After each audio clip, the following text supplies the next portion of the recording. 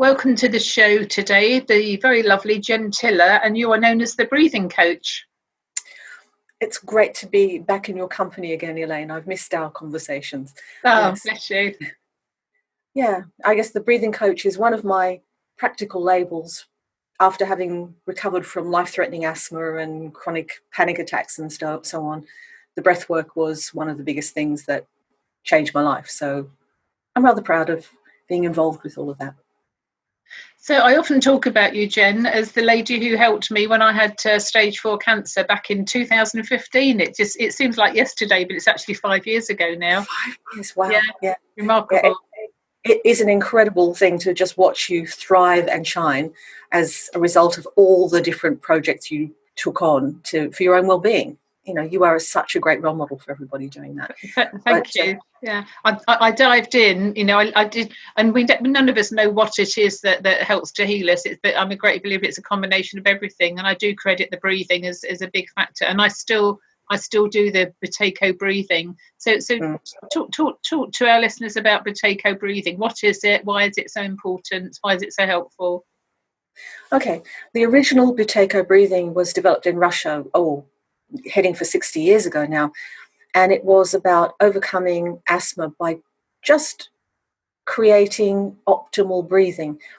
What most people don't realize is that if we're all stressed for any reason, it could be pain, it could be emotional, it could be chemicals in the environment, we can end up breathing too fast, too sharp, too shallow.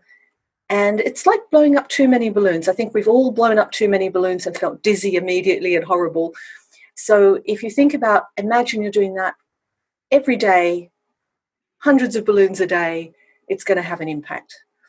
And when you teach somebody how to breathe slowly and calmly and appropriately for what level of activity they're doing. So if you're sitting in a chair, you don't want to be breathing as if you're running up a hill. So just learning to do that and making it a habit for the body is one of the simplest ways to improve your health, because you end up with more oxygen, less stress, and your muscles get relaxed and comfortable and stronger in the process. It's really simple biomechanics, but it does take practice. And you, Elaine, are somebody who will take action on advice. You tried it, it felt better, you used it.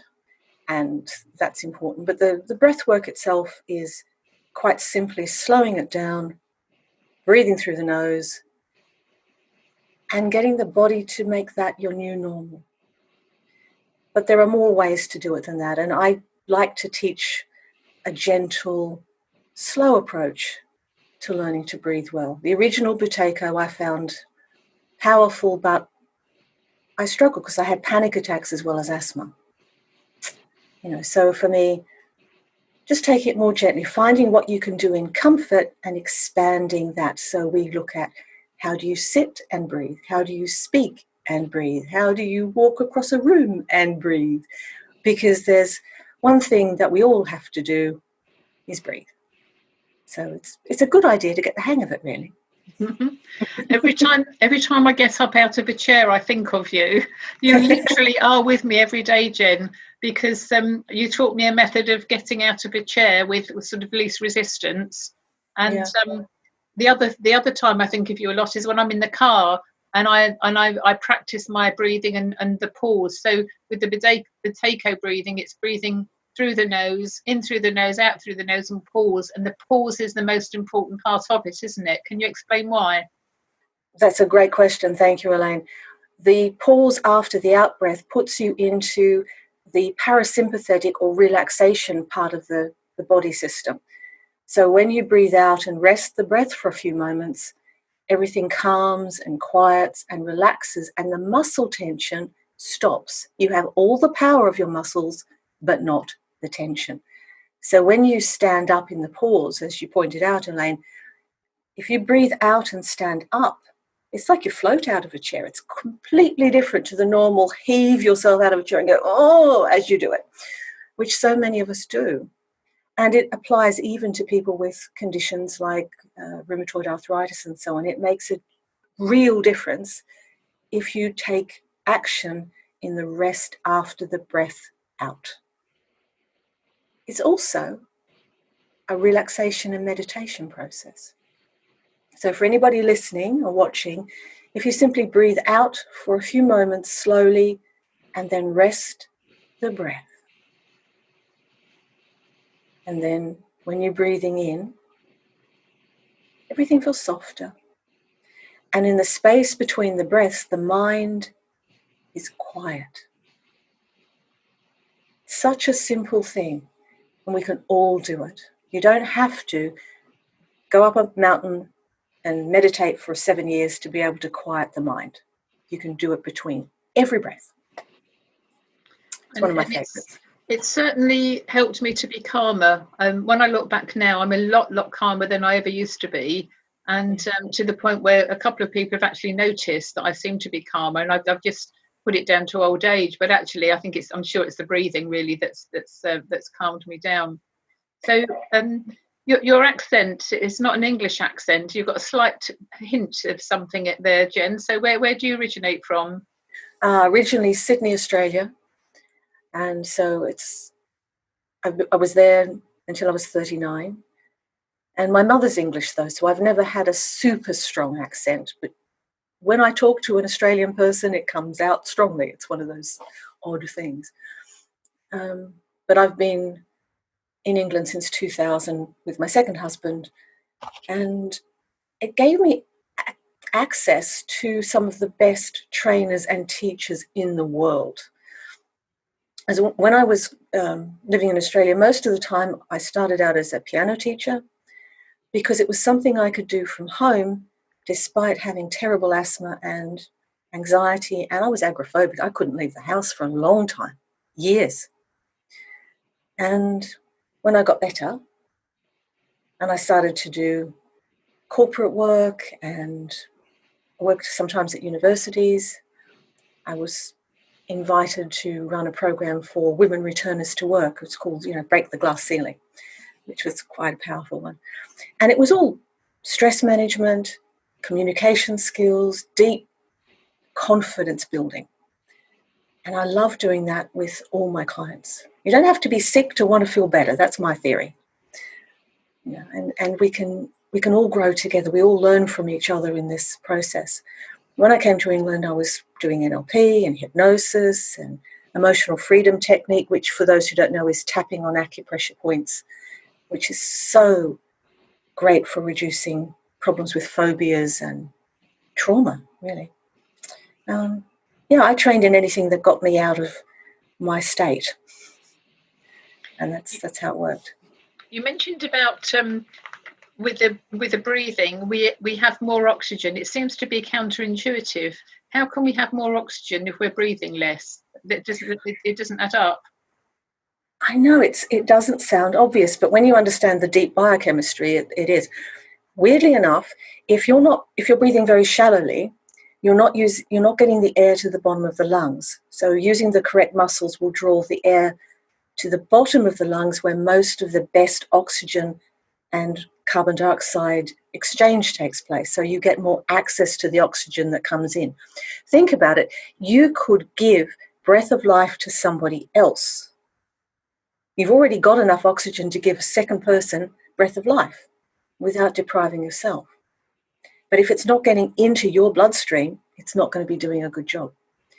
So it's partly getting it to the right part of the lungs, which is low down, by using the abdominal muscles and the diaphragm really efficiently.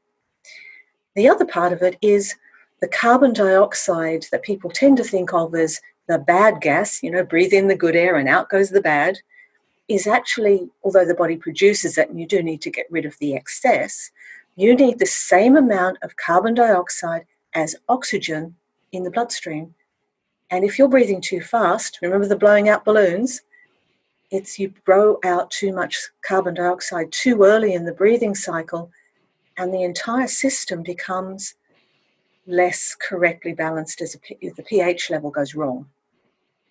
And when that happens, the blood, when you have the blood carrying the oxygen around, the hemoglobin carrying the oxygen around the bloodstream, it can't transfer from there to where it's needed unless the system is in a good pH balance.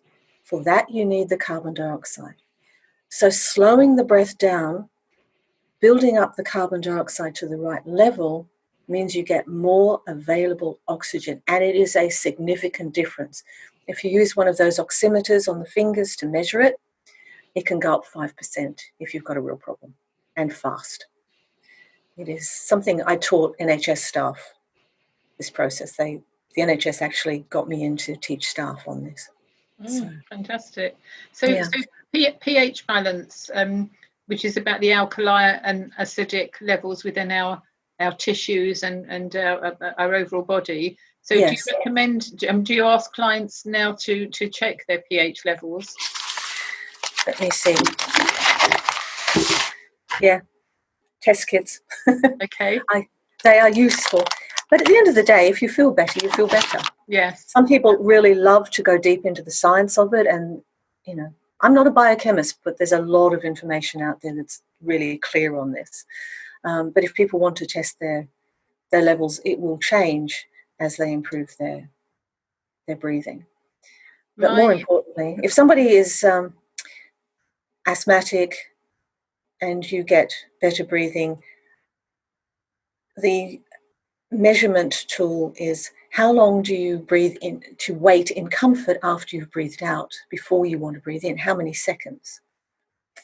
And if that number increases because the CO2 level has become, a healthy one has become normal and it takes longer to build up, then the symptoms go down in exactly ratio to it. So you double the numbers of seconds you last, you halve the amount of symptoms, pretty exactly.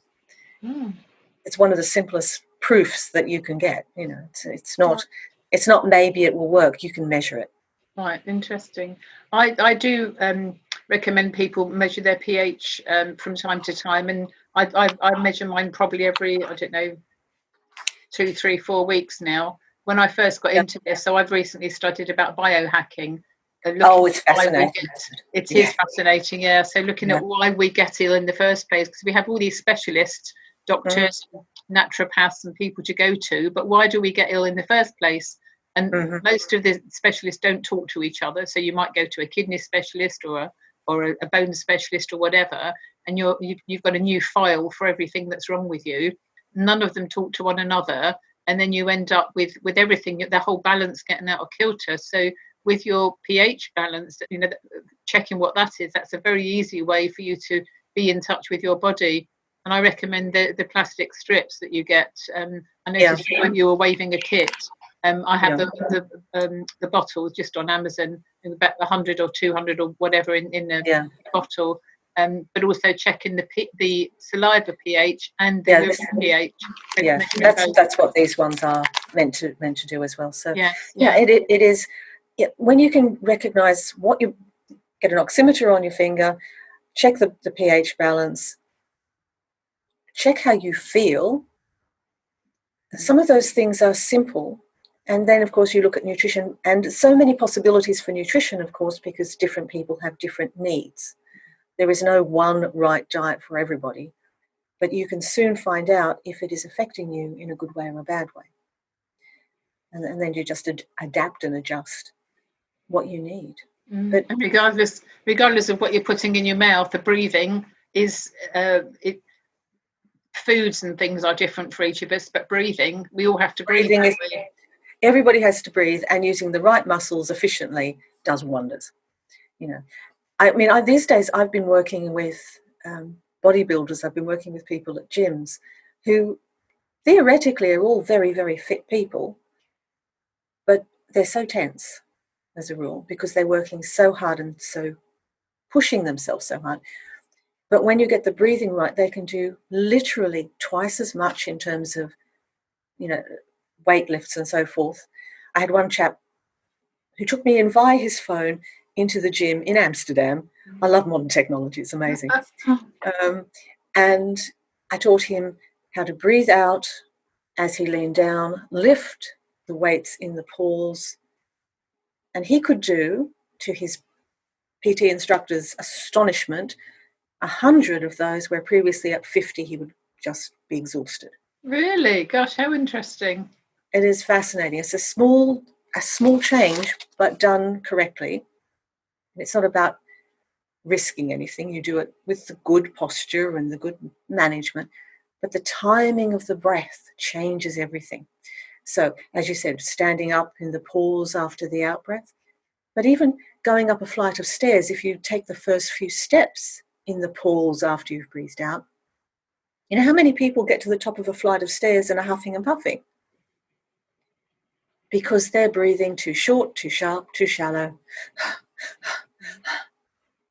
And then when you do the next thing, you're still doing that.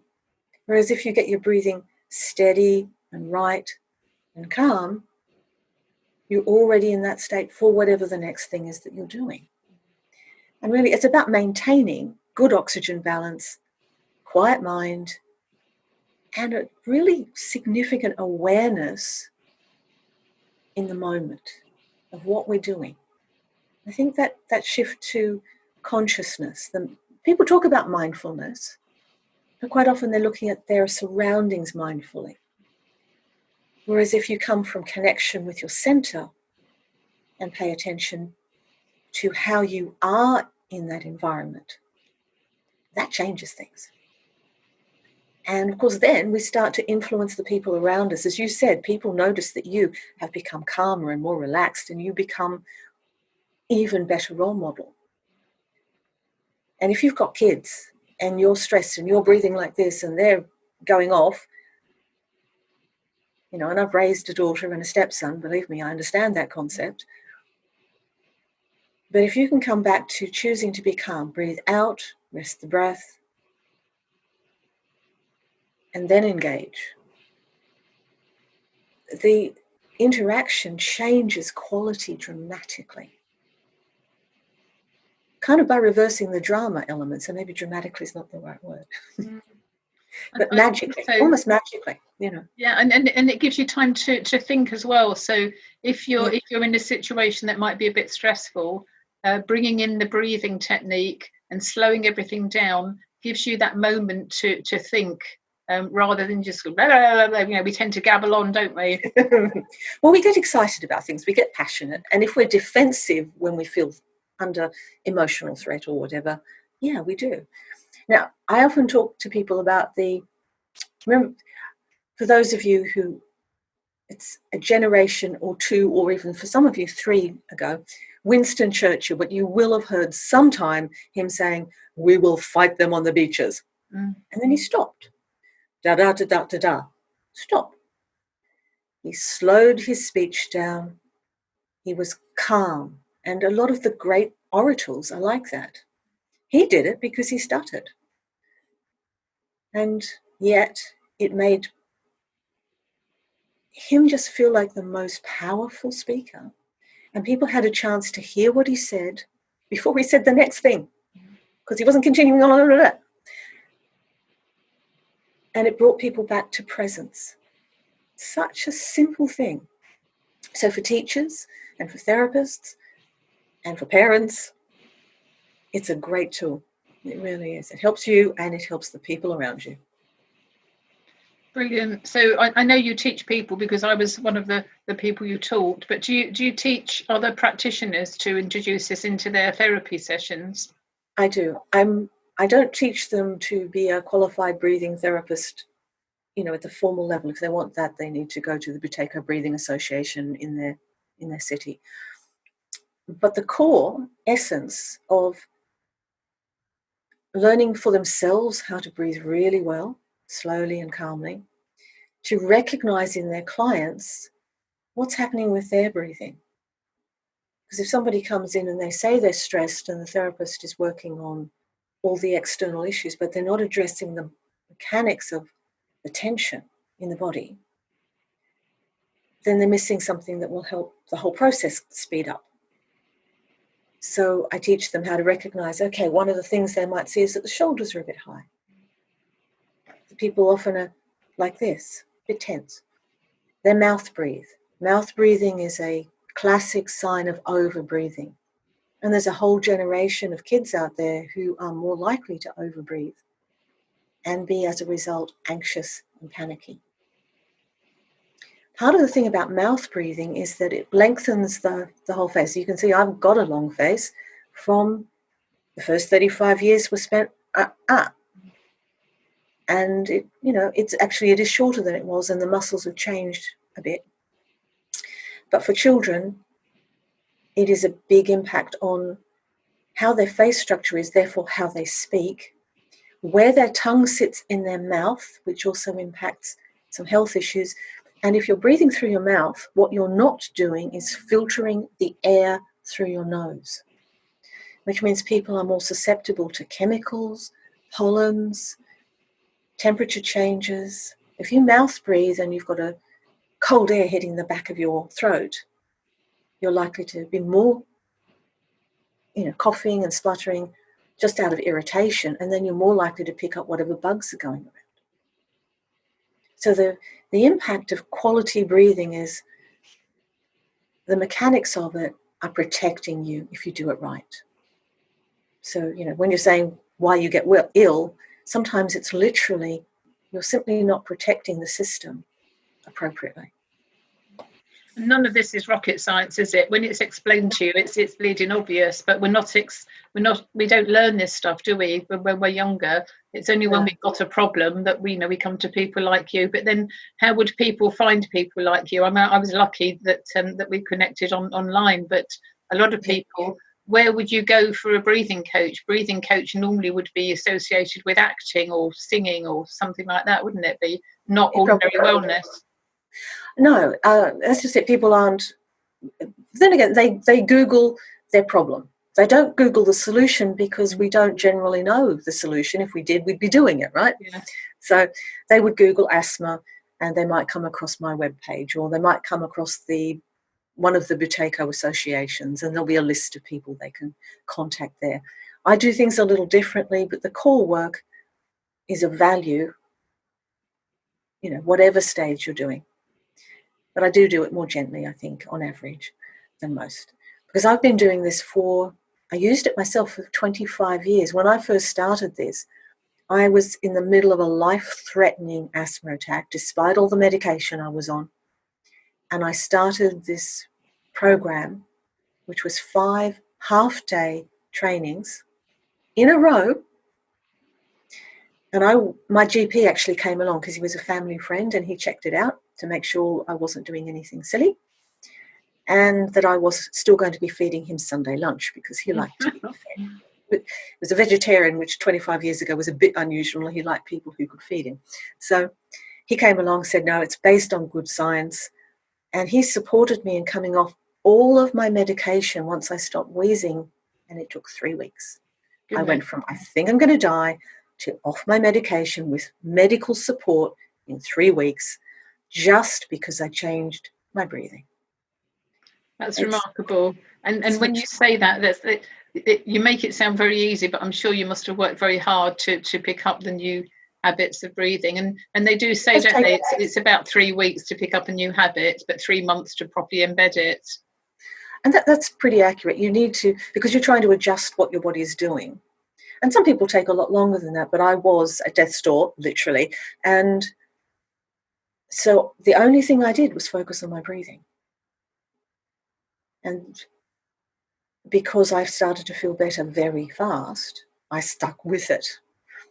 But I reached a plateau, and most people will do that. And I then when I did my training, and 5 years later when I moved to England, I trained with the chap who worked alongside Professor Buteyko in Russia, Sasha Stalmatsky, and I was very blessed to have some intensive support to take me to the next level, and he was the one that trained me as a therapist.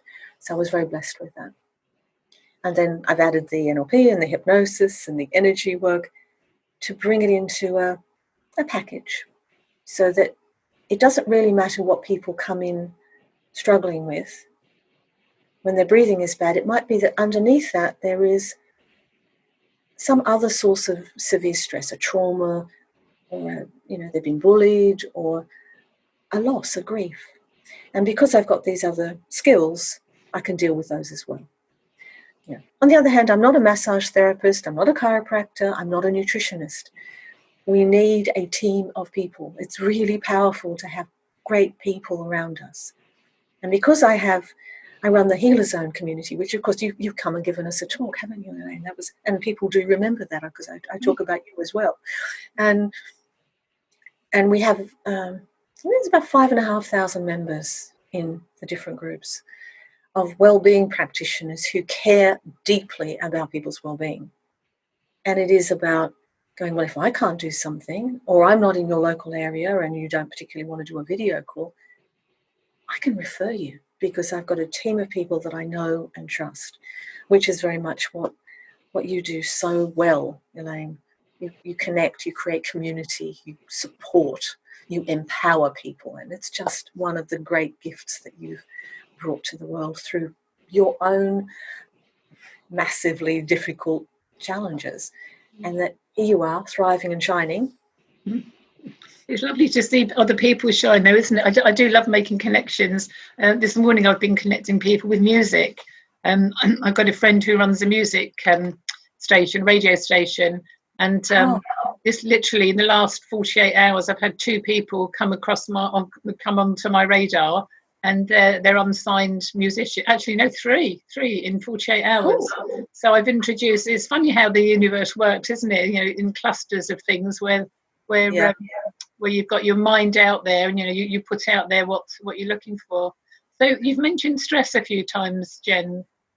So talk us through stress and the impact it has on people, and how we can help ourselves reduce and minimize our stress. Wow, that's a big topic, Elaine. I think stress is the modern illness. It's the modern virus, really, isn't it? Stress is, people talk about stress as a negative thing, but in fact, if you didn't have any reason to get out of bed in the morning, there was no motivation, you didn't have a reason to move, you'd actually be quite ill as a result of kind of a negative stress. We need a source of motivation to take action.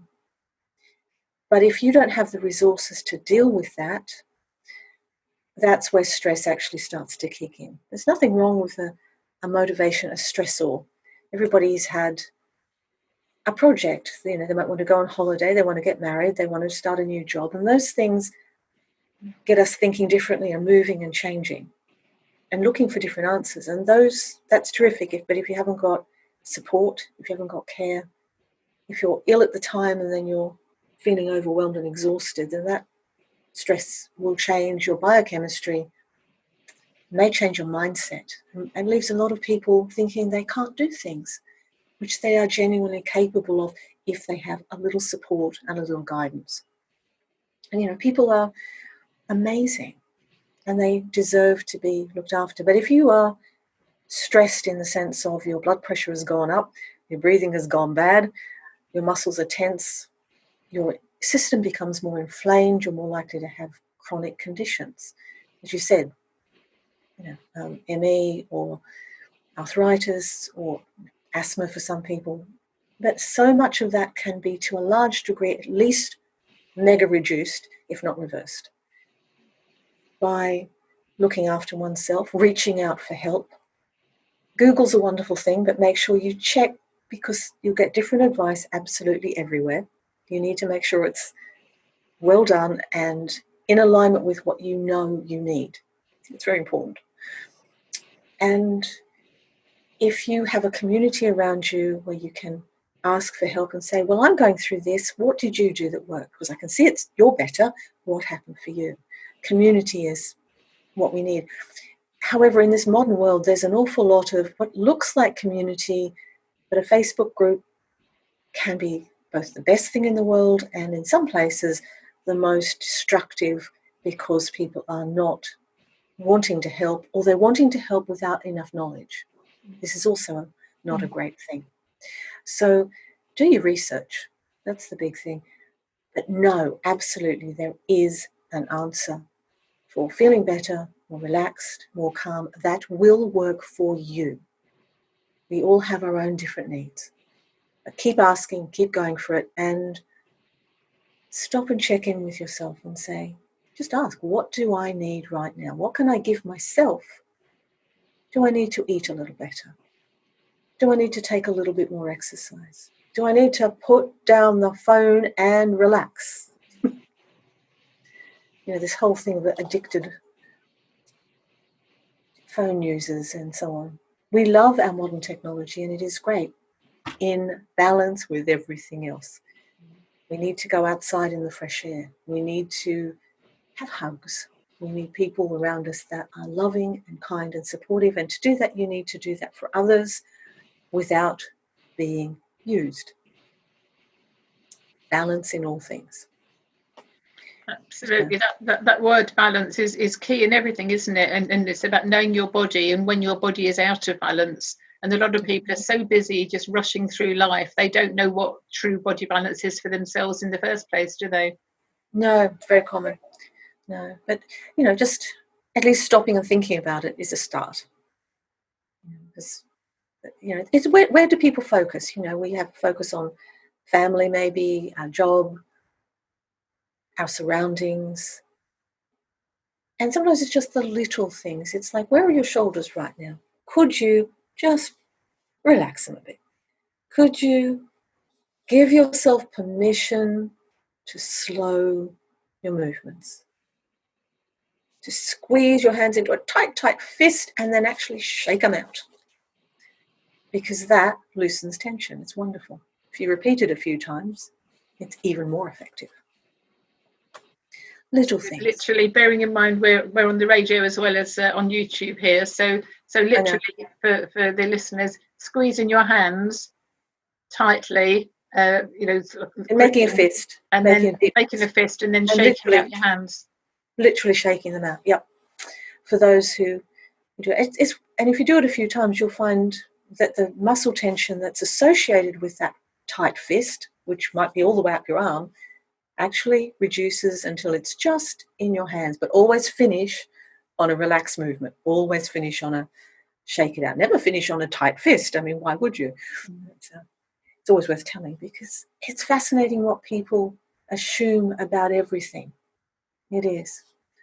So checking and exploring and maybe making notes on what works and what doesn't.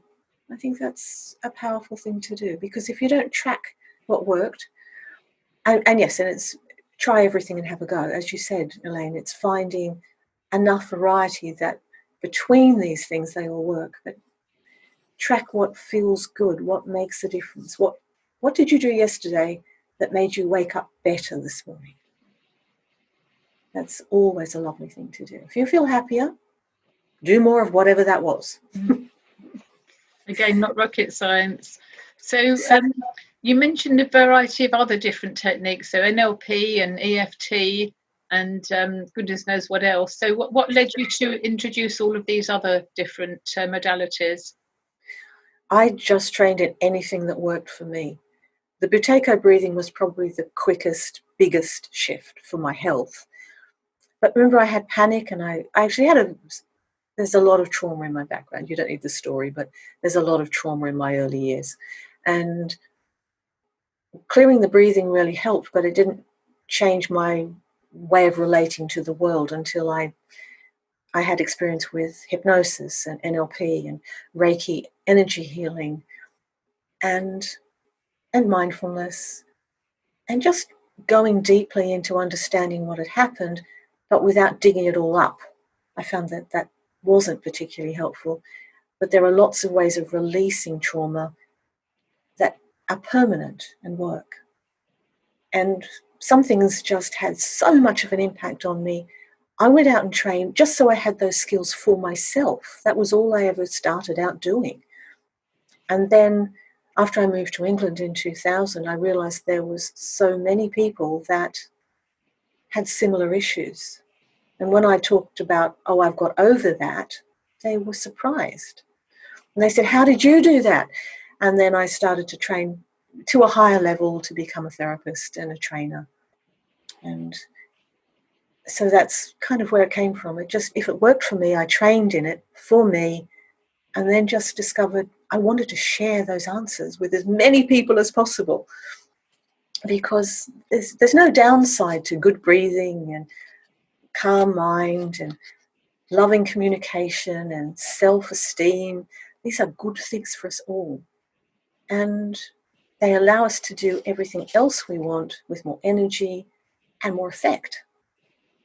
So, business leaders and community people, and we all need it.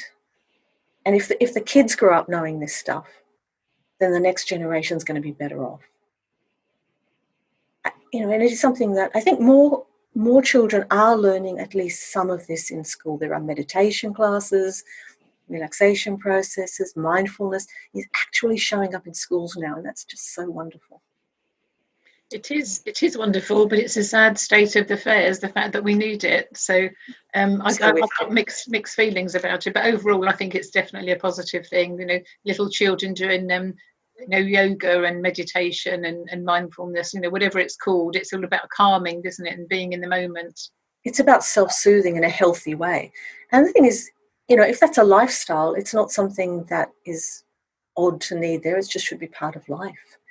And if it comes in at school level, then they take it as normal, which I think is healthy. It's good. But yeah, I don't know, so many other possibilities really, aren't there? Mm-hmm. The more we learn, the more we want to share this stuff. Exactly, yeah. The more we learn, the more it is. As I say, I've recently trained as a biohacker, and I'm now starting to talk about it, and as mentioned before, why we get it in the first place. And there's some very, very key, very simple things like breathing, like connecting with your electrical energy, because we're all electrical beings. Yes. And over the years, when we started wearing shoes, from caveman days, we're not connecting with the earth's energy. So just walking on the grass, walking on the beach, or if you can't do that, have a grounding sheet that you sleep on to get your electrical fix, as it were. Very simple things, drinking water, so drinking water, breathing and connecting with the energy. None of those things cost any money. And they're all very, very simple and not complicated at all. It's a wonderful thing when you just make those your normal. Life changes. It really, really does. But then again, if we have to teach it, then that's okay. Gives us a reason to get up in the morning, doesn't it, Elaine? I'm very lucky. I've moved to Portugal, as I'm sure you know, and although I'm speaking to you now from the farmhouse in Wiltshire, but when I'm in Portugal, we take the dogs for a walk on the beach, and I'm barefoot on the sand, and it's beautiful. And so I'm getting my connection fix there with the sunshine, the vitamin D, and the earthing on the sand. Yeah, absolutely. And the quality of the oxygen that comes off the ocean is just amazing. Yes. When I go back, I'm going to be walking with my feet actually in the water. It's been too cold to walk in the water, but by the time I go back, it's going to be nice and warm. So that would be fantastic. Oh, that's great. Yeah. All these lovely things you do to help people. You've also got a hobby with your animals, haven't you? You're very into your animal, your big cats. So tell us about your big cats, and I'm sure you probably would do. Well, can you do Reiki on the big cats? Can you get that? You can. You absolutely can. I actually took one of my Reiki 2 practitioner classes down there as part of their training to work with the mountain lion, snow leopard, jaguar, the lynx. Yeah. Reiki is something that big and wild animals actually really, really appreciate. Done with respect and care, obviously. We weren't in the cages with them. But I have a relationship with the jaguar at the Cat Survival Trust, where I've been volunteering for 15 years. And I do member tours and I do fundraisers. But what I most love is when I go down there and the jaguar hears my voice and literally comes running over, leans up against the mesh and pushes her whole body up for me to stroke. Oh, how lovely. It is amazing. She doesn't really do that for anybody else. But she likes her Reiki. It's fascinating. Energy is something that animals respond incredibly well to because they don't have words to get in the way. How you show up, they feel the field that you give off. And if you are relaxed and confident and calm, they appreciate that enormously. So the trust it's been 44 years it's been running as a charity. Nobody takes a wage. We all do it for love. And we've rescued 2,500 cats, or either ourselves or placed them in proper homes that would otherwise have been put down. Sometimes after zoos close down, sometimes because people should never have had them in the first place. The Department of the Environment brings us animals as well. And we do breed snow leopards and other wild and endangered animals as part of the program planetary program. But on top of all that, we've got a 10,000 acre rainforest reserve in Argentina. Mm. And there's a research centre there with a dormitory for up to 20 PhD students to go in and do work in the forest and learn and grow from that. And that is a massively powerful thing to be part of. Anything that makes a difference in the world at that level, you know. Fantastic. And whereabouts is this place, Jen? Cat Survival Trust is just north of London, near probably the closest town people would know be Welwyn Garden City. Right. So that's there. And we're not open to the public, but you can become a member for as little as £10 a year. And if that's the case, you can book a member tour and come and visit and support the work, as well as maybe getting within an inch safely, without your fingers being in risk, of one of the big cats, because they like to hang out with people who like them. And I really love that. They respond to the state people are in. And so do people. So, you know, it's not surprising really, is it? Yeah. I've interviewed a couple of people when I first started my show, way back in 2018 now. I interviewed a couple of different people, different parts of the world, who are running horse sanctuaries and using horses for retreats. And they were saying very similar how you've mentioned with your jaguar coming over to you when she hears your voice. They were saying the same with horses. The horses tend to choose who they're going to work with. It doesn't work. You don't say, I'd like to work with that horse. The horses choose the people based upon the aura and the you know, whatever they're giving off and so on. It's amazing. Yeah. I have actually been part of some programs like that, where I've held space while people have been working on. And I used to have horses myself, and I didn't realize that it was unusual for me to be able to stand in the middle of the field and ask the horse to, you know, just go around in circles and change direction and change speed without me having a rope on the horse. I just changed my state and the horse would change. Yes, yeah. And it's and the influence we can have is, it's easier to achieve than people imagine. It's fascinating, isn't it? And it's all about the, you know, what you give off is what you get back, isn't it? Whether it's people or whether it's animals, it's amazing. Yeah, and that's where the synchronicities show up. We attract people who share our values. They're on our wavelength, and they're the people we're comfortable with, which is great. Marvelous. You mentioned Healer Zone a little while ago. So Healer Zone, where can people who are therapists who perhaps want to connect with you, how do they find you on Healer Zone? Where is it? Where is the forum? Oh, okay. At the moment, Facebook is the simplest option. If they can search for Healer Zone Academy, there's a Facebook page and there's linked groups associated with that. Or they're very welcome to connect with me directly. Just Jen Tiller, the breathing coach, founder of Healer Zone Academy. So it's Facebook. I'm on LinkedIn. I'm around. So it's not that. I have a website which is actually more than I had last week because it got hacked. But it's back. So it's just jentiller.co.uk. So people can find me there as well. But the Facebook group for therapists, coaches, light workers, people whose focus is the well-being of others.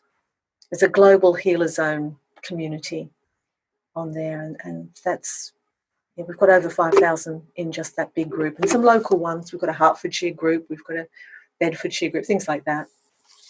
But connect with me directly, or just go to the Facebook page and message me, and I will respond. Marvelous.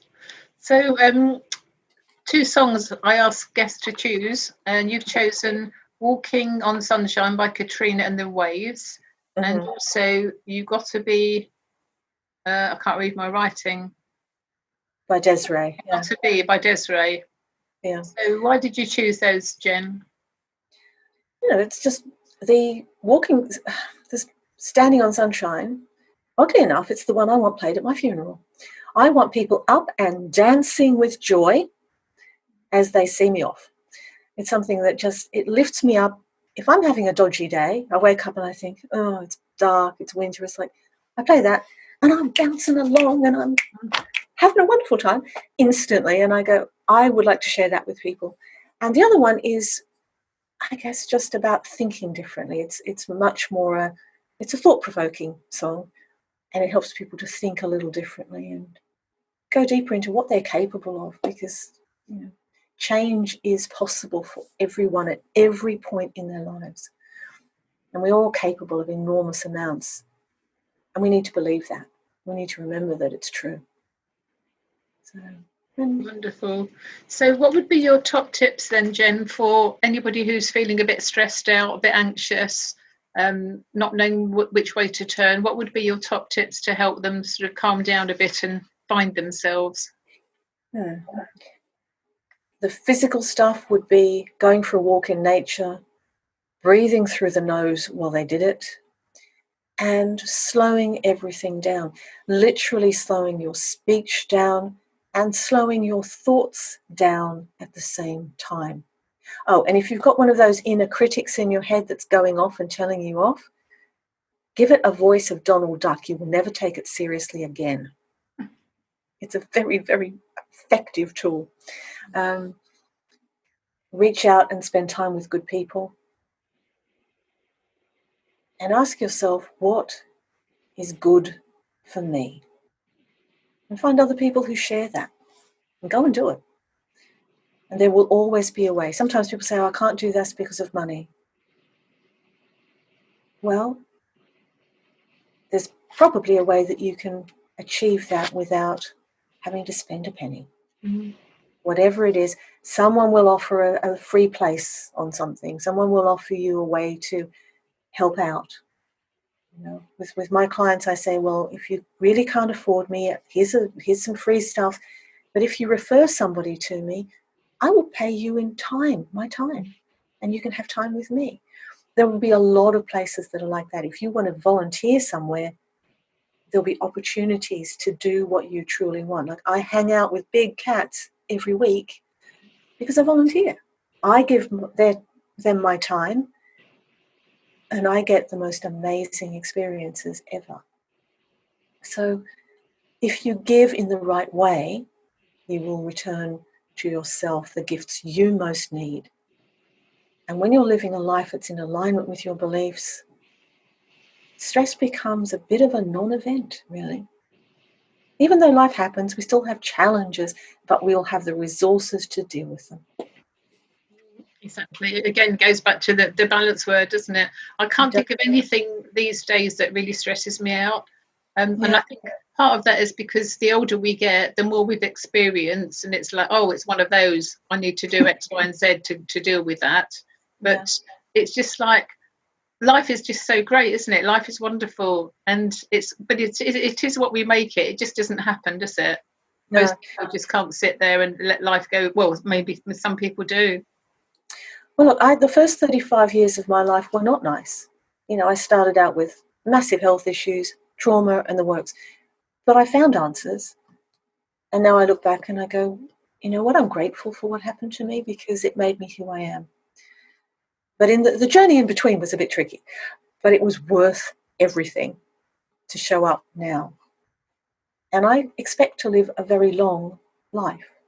I kind of think the universe owes me my first 35 years back at the other end, so I'm going to live to well over 100. I'm good. That's a fair deal. I think so. And it's, trusting that there is an answer. For a long time, people thought I was nuts to assume I'd ever stop wheezing and panicking. They just wanted me to take medication and possibly go into hospital. Really? And here I am, medication-free, wheeze-free, panic-free for years. So, trust. There is an answer out there, people. There is. And it's been lovely talking to you, Jen. So remind us about how people contact you again, your website and your Facebook group and names, etc. Thank you. The website's straightforward, Jen Tiller, that's JENTILLER.co.uk. mindfulness.uk. That's the website. Find me on Facebook as Jen Tiller, the breathing coach. And if you're a therapist or a wellbeing practitioner, look for Healer Zone Academy, and that will find me. We'll link up. You can message me on any of those, and we'll connect. And I'm offering, there's a whole lot of free stuff that if you want to experiment with good breathing, I've got a series of videos that you can look at, and just ask questions. Don't ask, don't get, people. That's how it works. Show up, connect with me, and let's see how I can help you or people you care about. I have got a new program called Gentler Ways to Wellness, spelt with a J, not a G. I'm Jen Tiller, and my clients tell me they think of me that way, Gentler Ways to Wellness. Oh, how clever. Which is rather nice. I was kind of surprised. I was embarrassed when I mentioned this to a couple of my clients, and they said, yeah, but that's how we think of you. That's how it is. So that's the next stage, and that's going to be a group program, so it's going to be cost effective for lots of people. Instead of having to, because one-to-one with me, it's my private work, and there's a cost to that. But the group stuff, I'm going to make it open to as many people as possible, and you can have group video calls like we are doing now, but with lots of people, so you can have real interaction, not just me lecturing you about stuff. Because I don't know about you, but I like to learn, but I don't like to be lectured. So.